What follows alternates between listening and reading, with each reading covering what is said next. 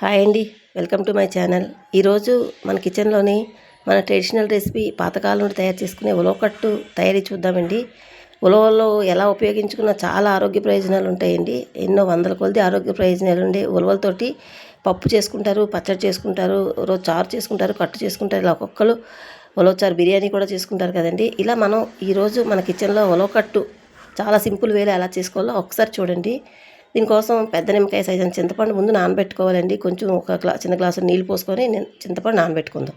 అలాగే ఒక బౌల్లోకి ఇది వేయించి ఉలవలు ఉంటాయి కదండి, వేయించి పిండి చేసుకున్నాం, మరాడించుకున్నాం. ఉలవ పిండి కప్పు తీసుకోవాలండి. చిన్న కప్పుతో కప్పు పిండి తీసుకోవాలి.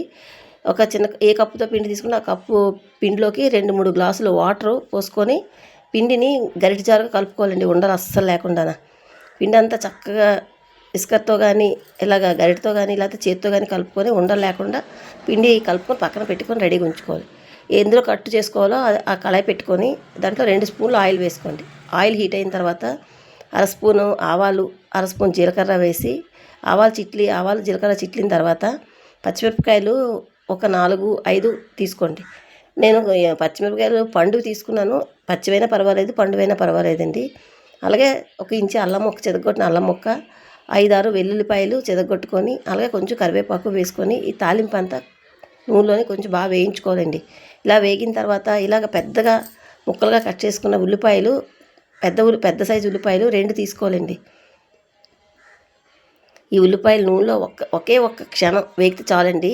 అలాగే అవి వేగిన తర్వాత పెద్ద టమాటా పండు చిన్న చిన్న ముక్కలు కట్ చేసుకొని టమాటా పండు వేసుకోవాలి.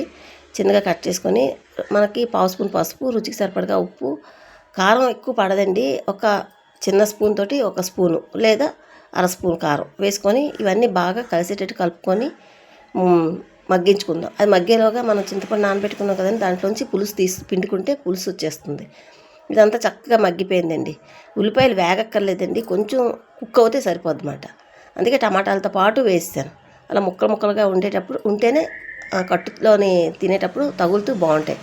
ఆ చింతపండు పిండుకున్నాం కదా, ఆ రసాన్ని ఈ ఉల్లిపాయలు టమాటాలు మగ్గిపోయిన తర్వాత దాంట్లోకి వేసుకొని చక్కగా ఇది తెరలు కాగాలన్నమాట. అంటే మరుగుతుంటుంది, సలసల మరుగుతుంటుంది. ఈ స్టేజ్లోని మనం ఉలవపిండి కలుపుకున్నాం కదండి నీళ్ళలోని, అది వేస్తూ గరిటతో తిప్పుకుంటూ కలుపుకోవాలండి. ఉండకట్టకుండా కలుపుకోవాలి. పిండి పోస్తూ కలుపుకోవాలి గరిటతో తిప్పుకుంటూ. ఒకేసారి పిండి అంతా వేస్తామనుకోండి, కొత్తగా చేసిన వారైతే ఉండకట్టేస్తాయి. అందుకు గరిటతో తిప్పుకుంటూ పిండి పోసుకుంటే ఉలవకట్టు ఉండకట్టకుండా పెర్ఫెక్ట్గా వస్తుంది. అలా ఉడుకుతుందండి. అలా ఉలవ పిండి వేసిన తర్వాత ఉలవ పిండిలో పచ్చిదనం పోయిన దాకా ఉడికించుకోవాలి. అంటే ఒక 4-5 నిమిషాలు ఉడుకుద్ది. మీకు తెలిసిపోద్ది, కమ్మటి వాసన వస్తూ ఉంటుంది. అలాగా కొంచెం కొత్తిమీర చల్లుకొని ఇంకొకసారి ఉడికించుకోవాలి. ఇది ఉడకడానికి 5 నిమిషాలు పడద్ది. అలా ఉడికిన తర్వాత చిక్కబడిపోద్ది. మీకు ఏ కన్సిస్టెన్సీ కావాలో అంతవరకు ఉడికించుకోవాలి.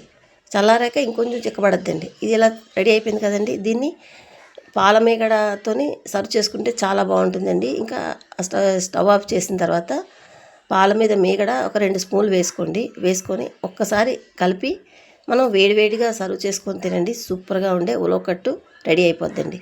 ఈ ఉలవకట్టు రెసిపీ మీకు నచ్చితే ఒక్క లైక్ చేయండి. Thank you.